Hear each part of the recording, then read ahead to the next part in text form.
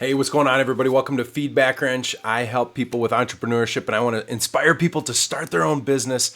I've started two, but today what I want to talk about is how do you actually get started a little bit, but I want to talk about something that just kind of drives me nuts, right? When I go on a YouTube and I start looking at what are the videos about entrepreneurship and starting your own business that have tons and tons of views, I don't have a ton of views. I have probably 1.5 million views total. But when I go out there, there's all these people that are like, they're just a bunch of bull crap. In fact, I have a couple of videos that talk about how to get rich. I have this one article on my channel that is like 20 things that I learned or 21 things that I've learned about how to be rich. It's basically doing Robert Kiyosaki's Rich Dad Poor Dad, or the EBSI, like the income quadrants. How do you move from being just somebody who earns a salary to being an investor or even a small business owner at minimum? And it's funny how that I made that content because I started seeing that people were searching about how to be rich. But if you actually want to be rich, you got to be really careful, man. I've started my own business. I've done two of these now. The first one I got out of because it got kind of goofy, but the second one now has been the one that I've stuck with the longest, and it's going so well. But you know, there's a couple of flaws that people assume when you want to start your own business. So some of the things that I hear, and I think this is going to resonate with a bunch of you. If you want to start your own business because you want to be your own boss, ooh-wee, that is a garbage, terrible reason for you to want to be your own business owner. Or you know why? You know why that's usually bad is because almost every time somebody says that they want to be their own boss, there's an underlying character flaw that is actually making their experience with other people pretty bad, right? It's one thing for you to say that I want to be my own boss. It's another one to realize that your interactions with your coworkers and your boss are bad because you have no humility. You don't take ownership of problems. When people try and hold you accountable, you just blame it on other people. You're always late. You don't execute, and you don't get things done, right? You know, one of the best things I ever learned when I was at Eaglebrook Church, we followed this guy who was Henry Cloud. Henry Cloud's got this book, and really the idea is that when you go through life, you leave this wake, right? And when you go through life, you're like a boat, and you leave this wake, and there's two sides to your wake. One is your execution, and one is how you relate to people, how you get things done, and how you relate. And you kind of look into, like, all of life really comes down to those two things, right? How do you do stuff, and how are you with people? And one of the things that I realized was that I have all of these character flaws, and the perception of other people is basically reality. And as much as I don't want to admit that, and as much as in this culture, you know, it's accept me how I am, and all of this nonsense out there, a whole bunch of you want to be your own business owner because you get bad reactions and bad markings, and you don't get along with your coworkers or your boss because you're not humble, or because you have no ability to take ownership for your results that you do or don't create, or you're so busy thinking about the future, about the business and the wealth that you want to build, that you're too good for the job that you have right now. If you're out there pushing carts at Walmart, or if you're a server at a restaurant, probably not during COVID, but you have some sort of entry-level job, and if you for a second think you want to start your own business because you want to be your own boss, the way that you can really test yourself is to find out a couple of things. One, how are you faithful with the responsibilities that you have right then and there? If you can't pursue the best interest of your employer, you have no business thinking that you should have your own operation. I'm just telling you, folks. Now, I'm 38 years old, and I'm not telling you this to criticize you. I'm telling this because one of the reasons why I knew I was going to be all right when I started my own business was because when I worked at Perkins, I actually learned how to pursue the best interest of my clients my employer and the people that I was trying to earn a tip from while I was serving tables. Then when I moved on to Best Buy, right? Now, Best Buy has its flaws, but I found out that the main thing I wanted to do was that I wanted to hit our numbers. I wanted to steward every interaction that I was blessed with the opportunity to have, every customer interaction, and then every interaction with the people that I worked with. Now, I struggled because I wasn't a very good teacher. It was hard for me to embed my sales skills in other people, and it was hard for me to slow down, and I had a ton of character flaws. but I learned a little bit about what it means to be a supervisor or a manager and to own the results and to own every interaction that you're with, because that's really what it's all about, right? Every interaction that you have or any opportunity to add value in a customer's life or add value into an employee's life or into your employer's operation, you need to steward that well. So every opportunity that you get, doggone it, you better be taking advantage of that. One of the things that kind of surprises me is when I walk around people that are in kind of starter jobs, right? The other day I went into a restaurant, or not a restaurant, it was a Walmart, right? And I love my friends at Walmart. We go to the same Walmart all the time. I say Walmart like Minnesotan, right? We go into this Walmart, and this is a while ago, so that maybe if you bump into this video and you work at the Walmart, I'm sorry, but I walk in there and I go to the meat department or the deli department, right? And I walk up and the gal comes out and she's sweet. And I'm like, hey, I was wondering if I could get some of this turkey and this cheese here. She's like, hold on, I'll get his work. I'm going to go get Joe, right? So she steps, so first of all, she doesn't help me. She doesn't greet me. I greet her, whatever, it's Walmart. She goes in the back and she gets him and he comes out and he goes, what do you want? And I'm like, oh, geez. Here we go. I'm like, you know what? I would like 2 pounds of this and a pound of that, right? And I make my order, and I have never seen somebody move so slow and be so crabby in my entire life. Now, I get it, right? It was actually on a Memorial Day. I think it was Memorial Day, and I kind of got the inkling, because he was older, right? And I got the inkling that I bet he had some baggage with this day. I had the feeling that maybe he had friends that had died or served, or maybe he did. I don't know. Everybody has their off days, but I've been around this guy a bunch to know that he sucks at his job. He's bad at it. Like, I'm sure, God bless him. He is a person that matters, right? But he does not steward his interactions well at all. And that's why he's stuck where he's at. If you want to move past where you're at in life, you need to look at every interaction with a human being as an opportunity to add value or to be excellent or to win the favor of somebody. It doesn't mean you have to be everybody's friend, but it means that you need to be upward and forward in everything that you learn. That's something that my dad taught me. He came to me probably 7 or 8 years ago. He goes, Rob, I've been really thinking about this idea of upward and forward. I don't even know how to define what the upward and forward movement is, but when you have a conversation with somebody, do you move them upward and forward? When you interact with a customer, when you're with your employer, are the things that you're doing for your employer an upward and forward thing, right? Are you positive? Do you execute well, and are you good with people? And that's what I kind of developed this idea that, along with my dad, I stole it from my dad, and he probably stole it from somebody else, but upward and forward to me means that you're executing well and that you're interacting really well with people, right? And I think if you can do those things, doggone it, you're going to be in position to take those next steps because you're stewarding well with what you have. So if you want your own business, if you want to make money, if you want to build wealth, start there. Steward every minute of your life better. That's the first thing. Now, the other thing that I wrote down is you got to have a desire for mastery, man. If you're going to do something, you should have this itch inside of you to do it better than anybody else, to do it better than you did the day before at least, right? Everything that I've done in the investing world, in the tax world, in the digital marketing, I know how to build websites and Webflow. I know Google Ads, Google Tag Manager, I know JavaScript, HTML. I know so many things. Guess how many of those things, I kid you not, how many of these I knew how to do 7 years ago? Nothing. Now, am I some freak of nature? Am I great? Am I good? No. But what I did was I decided that I want to become something. I'm going to learn how to do hard stuff, and I'm going to try and do it as good as I possibly can.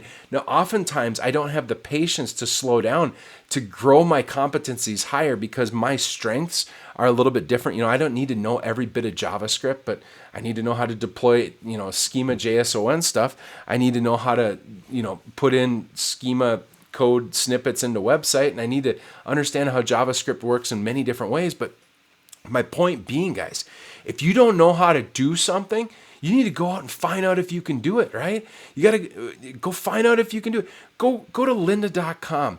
Go on YouTube. You could teach yourself anything right now. There's no excuse for you not to know how to do something or how to get better at it, right? You don't need college to give you this. You can go out, set out, and tinker around. Now, one of the problems I think people have is that they don't know what a thing is.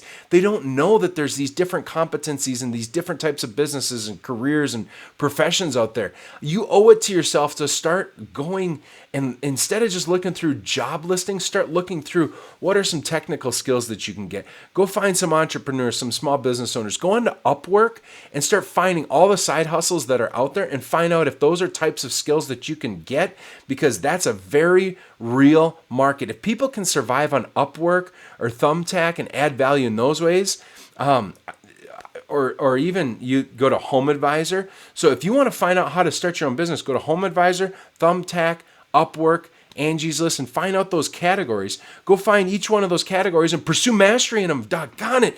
Guys, we are in the cusp of the most revolutionary economy we could ever have.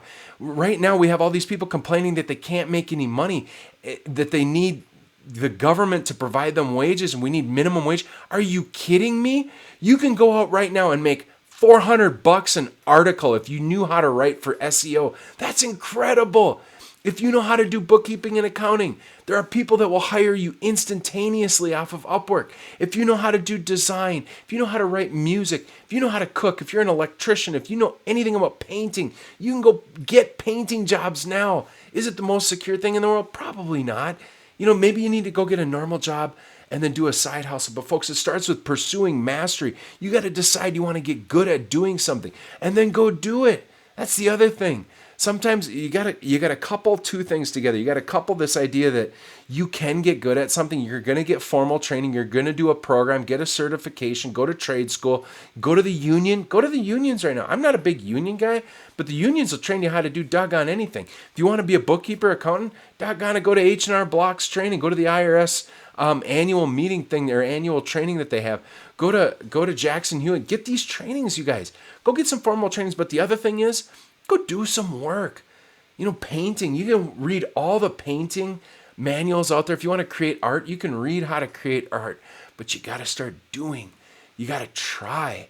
You got to throw some paint on the wall. You got to try and make your own painting. And then get some feedback about how you did and get better the next time. Try it again and again and again and again. And I'm telling you, start free and then move into charging it. If you don't have, you might say, where do I start? Doggone it, go find somebody. But pursuing mastery in these things is huge. That's a big thing that I was talking about. Another thing you got to do is you got to know how to pursue the best interests of people. Like, you cannot want to go start your own business because you want to be rich. You have to start your own business because you want to pursue the best interest of your customers, of whoever that is. Whether you're serving food to somebody because you're a restaurateur, you're a yoga class instructor, or you're making a digital course to sell to somebody. If you relentlessly pursue the best interests of the people that you're trying to add value to or to your customers, that's really going to start it all. And I mean the genuine best interest of people. That means that you hope that their life heads upward and forward objectively, right? Not subjectively, but truly you help either add financial momentum, discipline, spiritual, if you can help them move upward and forward above your own needs, that's huge. One of the things that I love about what Jesus said is that we're supposed to, that the last will be first and the first will be last. This is one of the best analogies I've ever heard. When I was at Best Buy, there was a lot of managers that, management is accomplishing work through other people and people and resources, right? So you might deploy resources or people. And I always saw that there was two types of managers or leaders. One was the type that would have their team around them and they would push themselves up off the shoulders of their team. And then there was another kind of leader that would kind of scrounge a little bit, but they were always lifting their team members up to the next level. Great leaders are always promoting other people. It's always a mirror. When something goes wrong, they look in the mirror. And when something goes right, they reflect the mirror up towards their leaders or whatever that is, up to the customer. They love to pass along praise and they own the criticism, right? And I think that that's such a great example of, in all things, right? Do we take ownership of stuff? Do we take ownership of every thing that we do with people? And I think that when you pursue the best interests of other people, you understand that when you're around people, you want the objective best interest for them. And I think there is an objective morality and goodness in life. If you don't know this, I'm telling you, folks, to have humility is objectively better than being proud. Being quick to listen and slow to speak, I struggle with that. Not having anger issues, outbursts of anger, to be relationally whole, to forgive and pay back a blessing when somebody attacks you or does harm to you, to let no unwholesome talk come out of your mouth except for that which is building up of other people. Those are objectively good things that you'd want in people's lives. But when it comes to helping them in a business manner, it just means that you would seek an excellent outcome for them, right? So that's another big one. So desire continuous improvement's another one.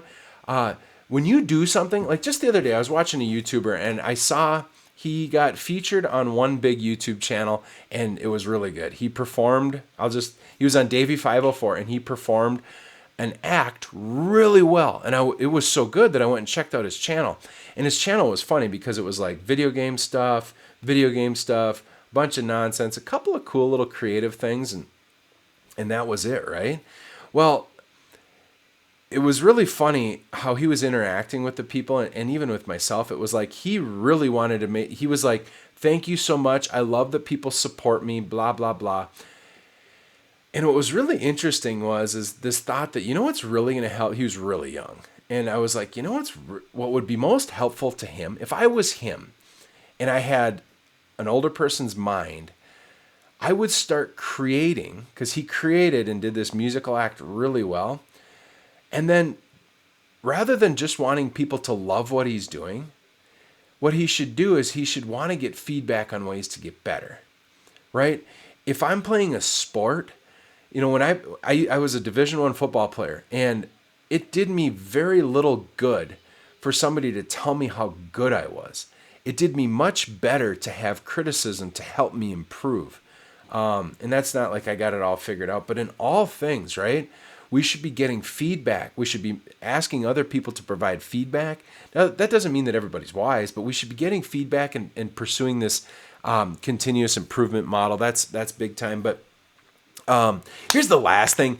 You can't want to start a business and you're not going to get it done unless you have this get it done attitude, right? And that's not just an attitude, but there's a big difference between get it done people, getting it done leadership.